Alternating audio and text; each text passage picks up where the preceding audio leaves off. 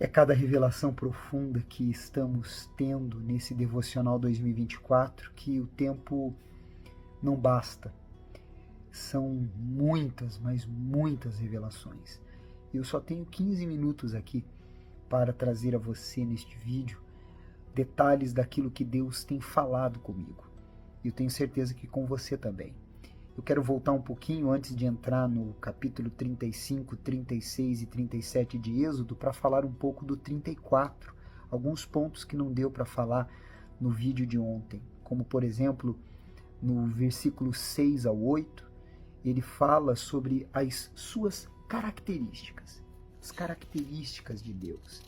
Muito profunda e interessante quando diz assim, veja só, ele diz, e passando o Senhor por diante dele, clamou, Senhor, Senhor Deus, compassivo, clemente, longânimo e grande em misericórdia e fidelidade, e que guarda a misericórdia em 1000 gerações, e que perdoa a iniquidade, a transgressão e o pecado, ainda que não inocenta o culpado. Ele está aqui dizendo quem ele é, revelando suas características e como ele trata a cada um de nós e também aquele que se mantém na culpa do pecado. E ele diz, visita a iniquidade dos pais nos filhos e nos filhos dos filhos, até a 3ª e 4ª geração. Temos visto isso hoje em dia. Quantas crianças, por exemplo, que sofreram abusos infantis, e isso vai passando de geração em geração, seus traumas. E tudo isso por causa de atitudes e comportamentos que os seus pais cometeram. No versículo 10 e 11, Deus faz uma aliança de varrer tudo que tivesse pela frente para atrapalhar o seu povo. Ele diz, eis que faço uma aliança diante de todo o teu povo, farei maravilhas que nunca se fizeram em toda a terra, nem entre nação alguma, de maneira que todo este povo em cujo meio tu estás, veja a obra do Senhor, porque coisa terrível é o que faço contigo. Guarda o que eu te ordeno hoje, eis que lançarei fora da sua presença. Aí ele fala, todos que ele iria lançar fora. Abstém-se de fazer aliança com os moradores da terra para onde vais, para que não te seja por cilada, dizendo para que eles não se relacionassem ao ponto de se comprometer e passar a firmar vínculos e comunhão com o povo inimigo, para que eles não fossem influenciados pelas culturas pagãs deles. No versículo 12 ao 17, nós vemos o amor de Deus na sua preocupação para conosco. E no versículo 18, quando ele fala dos pães asmos, para quem não sabe, era um pão que ele era amargo. Ele tinha ervas amargas. Para quê? Para que toda vez que nesta festa eles comessem do pão amargo, eles lembrassem da vida amarga que eles haviam sido tirados. O pão amargo que eles viviam, que foi trocado pelo maná. É como quando nós trocamos o mundo pelo pão dos céus, que é Jesus.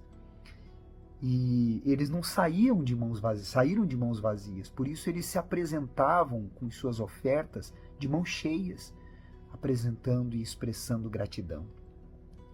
Nós vemos no versículo 29 que a glória de Deus resplandecia através de Deus no Sinai para com Moisés. É o caráter de Deus quando está em nós, é a glória dele. O caráter de Deus é a glória de Deus em cada um de nós.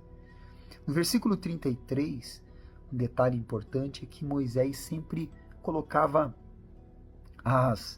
aquele véu, mesmo quando o rosto dele não estava resplandecendo.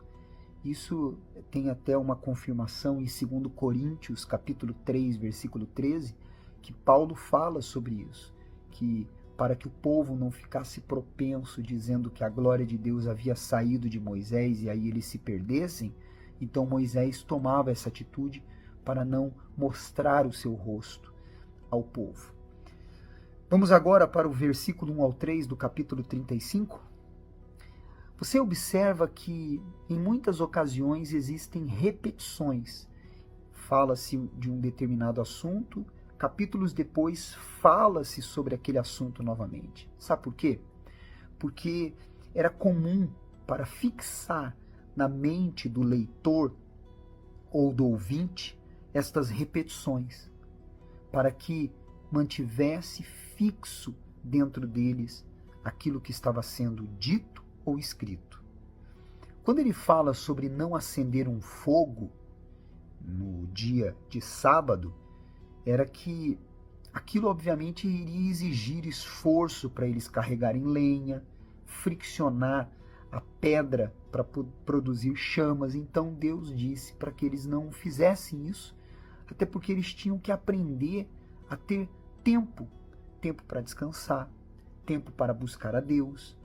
Eles tinham que ter tempo, eles tinham que aprender isso, até porque eles eram escravos e não sabiam sobre estes ensinamentos que Deus deu em cada detalhe. No versículo 4 e também no versículo 20 ao 29. E no capítulo 36, ao versículo 5, no versículo 5, nós vemos como que Deus ele quer que nós tratemos a oferta. A oferta não é algo imposto pelo homem. Dinheiro sim, oferta não. Oferta, segundo Deus, é algo que tem que ter disposição vinda do coração, que é o próprio Deus quem desperta isso dentro da pessoa, e espírito voluntário. Fora disso, Deus não se agrada daquilo que é oferecido, daquilo que a pessoa ela coloca de uma forma pressionada ou de forma obrigatória. Nós vemos aqui claramente Deus ensinando sobre isso. Agora no versículo 10 ao 19, ele fala sobre os utensílios do tabernáculo. Mais à frente ele fala com detalhes e eu vou entrar nesses pontos que são importantíssimos. Por quê? Porque o tabernáculo, ele aponta para o Éden. Você sabia disso? É verdade. Se você observar em cada um dos objetos, os móveis que haviam no tabernáculo e como ele foi feito, o que havia nele, nós vemos claramente Deus apontando para o Éden, para que os seus filhos, o seu povo, voltasse para o Éden. Deus não quer que nós estejamos fora do Éden. Nós estamos fora da casa. Nós estamos fora da nossa habitação. Porque a nossa habitação não é aqui. Nós estamos caminhando para o Éden. E ele apontou isso no tabernáculo. Vou mostrar para você, já já.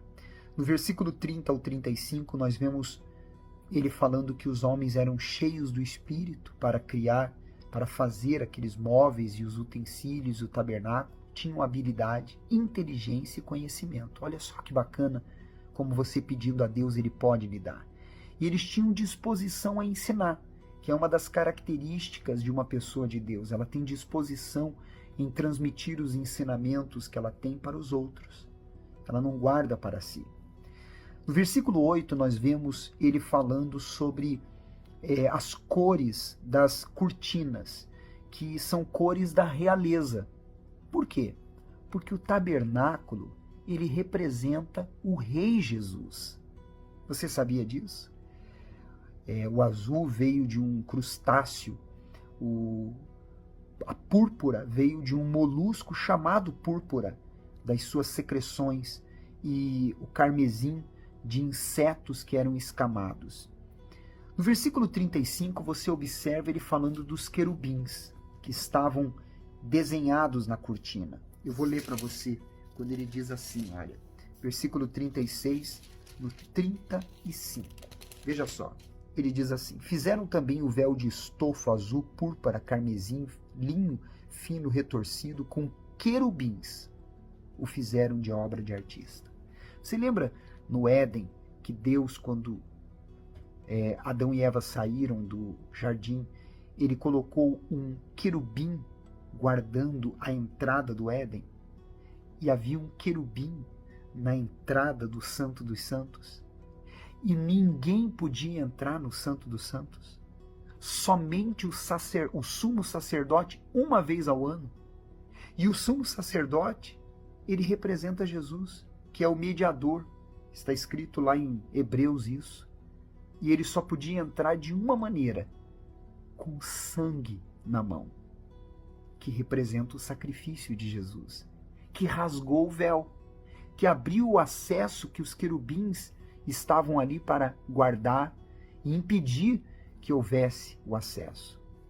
Lá em Gênesis fala que o Éden, a porta do Éden estava para o leste, e o tabernáculo também estava sempre direcionado para o leste. É muito forte, né? É muito profundo. Dizendo: voltem, não se afastem da minha presença. Voltem para o Éden. E ele diz no versículo 1 ao 4 do 37 sobre a arca. O original desta palavra se refere a estrado. O estrado, depois você pode dar um Google e você vai encontrar que o estrado ele era uma caixa do tamanho exatamente das medidas da arca, em que o rei, o imperador, colocava os seus pés em cima. O estrado, mostrando que os pés de Deus estavam sobre a arca. Era o ponto de contato entre Deus e o homem.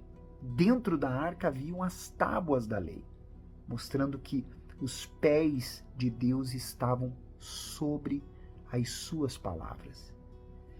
E você observa no versículo 6 ao 9, ele falando sobre o propiciatório, que é aquela parte da caixa, da arca, que tem os querubins. A palavra propiciatório significa lugar de misericórdia. Era onde a misericórdia de Deus se revelava naquele lugar para com o povo, para poder então fazer propiciação para com o povo e dar a eles perdão. No versículo 10 ao 16 nós vemos que havia uma mesa, e nessa mesa pão, porque na casa, no Éden, na casa do nosso Pai, há pão, há prosperidade. E ele preparou isso para todos nós. No versículo 17 ao 23, ele fala do candelabro, que é a luz de Deus. Jesus é a luz.